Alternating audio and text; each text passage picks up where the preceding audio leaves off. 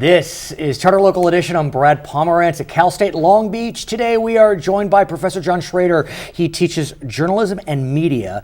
And boy, journalism and media have been turned upside down during this presidential election. It is undeniable. Boy, it is amazing, isn't it? Going back, way back into the summer of 2015, when Trump announced, and everybody still thought that Bush and Clinton were the only two names in the campaign. And who was Bernie Sanders? And who is Bernie Sanders? Right. Well, you know, that socialist from Vermont, that socialist. And he is, of course, a socialist, but he is with the Democrats. So let's talk about why at least Mr. Trump has been so successful. And I think we could take it back to 2012 and look at President Obama's success. President Obama was a master of what? He was a master at knowing who his audience was and how to find them. Mr. Obama hired a lot of people who understood the early years of social media, and not just how to target the audience, but the analytics, how to go very deep into social media and find that audience and target that audience. And of course, his message in 2008 was really based on young people, and he got young people to vote. He didn't get as many young people to come out for him in 2012, but he did have a much better footprint in social media in 2012, and everybody else was sort of trying to pick it up. And since 2012, now everybody understands. We all know really how the game is played. So let's talk about social media because, you know, in 2012, there was Twitter, there was Facebook, maybe Instagram. I don't think so. Now we have Twitter and Facebook and Instagram and Snapchat and they're all different animals. Explain. They are. Twitter is only about 40% of the people who are on the internet use Twitter, but the people who use it are influential and very active. Instagram is a very visual, and for young people, it's very visual. Bernie Sanders is reaching people on Instagram as well as anybody else because that's where his audience is. Facebook? Facebook is still that place where you can have a longer conversation with your friends, but it gets deeper and more embedded. But how most of us send our send our tweets to Facebook, and that's where the real conversation is had. The nasty rhetoric, the quick hits happen on Twitter, the announcements happen on Twitter, but we go to Facebook to talk more about it with our friends and associates, and we go to legacy media, television and radio still to have a deeper conversation. What about Snapchat? My daughters are obsessed. Wow. Snapchat is a quick hit. Don't think it's going to last there forever. Don't go looking for Snapchat from 2015 to find something. It's very quick, it's very emotional, and it goes away very quickly. And it's not, I don't think anybody's really quite figured out yet how to use it, although every news source, everybody who's in the game is trying to figure that out. So I follow the major candidates on Twitter. I do. And how do I say this? Oftentimes, I am amazed at some of the tweets of Mr. Trump.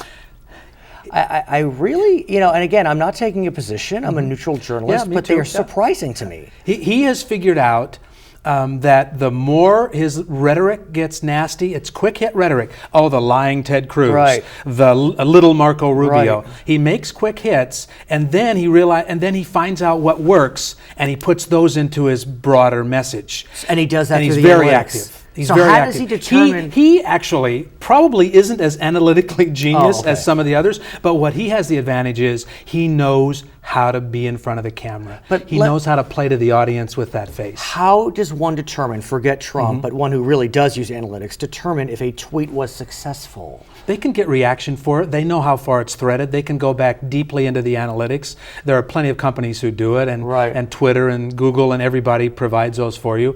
And they're so pretty is it the number of retweets, likes? What is it in your mind? They know that if 100,000 people are following, that they know by statistical analysis how many people on average would see those of the 100,000, and of those 100,000, how many people statistically have friends or followers of those 100,000. So they know that they can take a 10 or 15 or 20,000 follower tweet and make it into a million-person message pretty quickly, and they know that by studying the science of it. And the average is very simply it's trying math. to figure out if that tweet was liked, popular, or disliked and less popular. They can, yes, they are, but I think again, I'm not sure Trump is as concerned about that as some of the others. think Trump knows just by his own intuition. He said not long ago that his number one advisor was Donald Trump. So I think he still is a guy who goes on new media, old media, and mostly gut. But let's talk about Mr. Trump Sure. and Mrs. Clinton. We're going to presume for our conversation they're the nominees of their respective parties. You know, his current tweets presumably are targeting the Republican primary voter, but those tweets don't vanish like Snapchat vanishes. Right, correct. And so is he at risk with some of the tweets he puts out? Apparently not. Well, but in a general? But we thought back in August and September he would be in danger of some of the things he said. We thought calling Mexicans rapists would be something that would be in danger, but apparently it emboldens the people who like Donald Trump. Those of us who follow this keep thinking at some point there's going to be a place where we see a threshold that Trump has crossed. Apparently he hasn't yet. But I think the people who love Donald Trump, whether that will turn into 50.1%, we're really not sure. That's for the political scientists to tell us. But every time he says something nasty and crazy, he seems to get more attention. And for him getting more attention has gotten more voters, and getting more voters has gotten him in the place he's at now. Are we in the media... Are we accessories? We are. Not only are we accessories, we've become partners.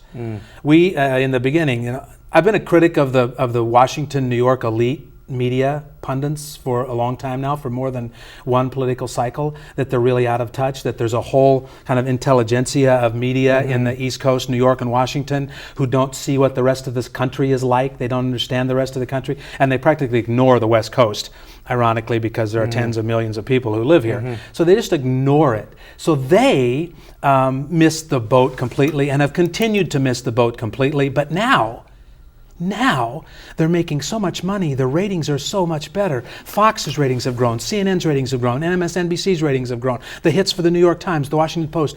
Pick a media site, pick a media entity, and the more they talk about Donald Trump, the more hits, the bigger the ratings, and the more money. The ad rates that the cable news channels are charging now is much greater than it was 6 months ago. Where does the media go from here? I mean, has the media been irreparably damaged? I think it has not been irreparably damaged, and I think its participation in this will be studied for quite some time. We'll continue going. I think, ever since the television era, let's say post-Truman, really, television, beginning with Ike, but really in 1960, the television era of politics. Every cycle has changed more. Every cycle, the inspection or introspection of the media has gotten greater. But this is beyond.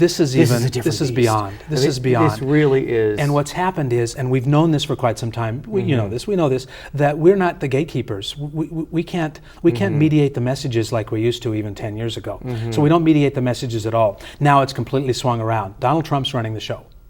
Donald Trump's deciding how long he's on television. He's deciding where he's going to be on television. He's deciding the news cycles. He announces that Chris Christie is endorsing him on a day when one of the other candidates should have been basking in his glory, and he stole it. He knows how to play the game. He's the one who's driving the train. How long does he act as the chief captain?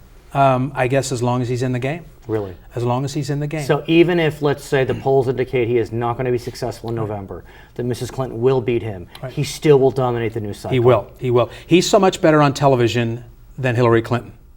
Hillary Clinton's a really good debater. If Hillary Clinton and Donald Trump are standing on the stage together and debating, she is really a formidable foe. But she's not as good on television. She's not as friendly and as warm. She doesn't know how to use the camera as well. An old TV term, right? He can make love to the camera. He knows how to do that. And he makes it seem genuine, because I think it is. You'll come back? I will. His name is John Shrader. He's a professor at Cal State Long Beach. My name is Brad Pomerantz, and we are watching Charter Local Edition.